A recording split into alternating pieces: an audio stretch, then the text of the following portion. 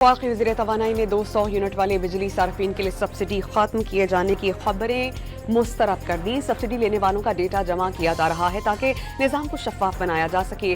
बाज़ बड़े solar system रखने वाले सार्फिन अपनी खपत 200 यूनिट से कम जाहिर करके सब्सिडी हासिल कर रहे हैं। अवैस तकारी की प्रेस कॉन्फ्रेंस।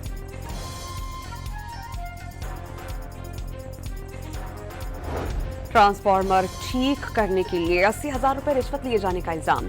लेस्को के 2 लाइनमैन और 1 लाइन सुपरिटेंडेंट के मुअत्तल। लेस्को चीफ एग्जीक्यूटिव ने तहकीकात का आगाज कर दिया। वज़ीर दिफा ख्वाजा आसिफ ने घरेलू मुलाजिम के गांव का ट्रांसफार्मर ठीक करने के लिए 80,000 रुपए लिए जाने का ट्वीट किया था।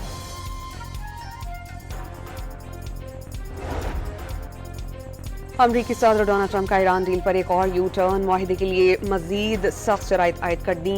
मुजव्वज़ा तब्दीलियां गौर के लिए ईरान को भेज दी गई। तरामीम पर ईरान का जवाब 3 रोज में मिलेगा। अमरीकी वेबसाइट एक्सियोस का दावा।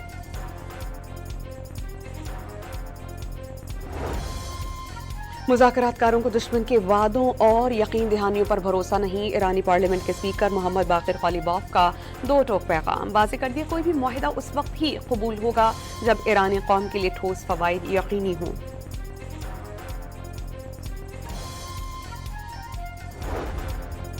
और इसराइली फ़ौज की जनूबी लेबनान पर शदीद बमबारी। अस्पताल को टारगेट किया गया। 13 तिब्बी एहलकार जख्मी। शहादतों की तादाद 3,371 हो गई।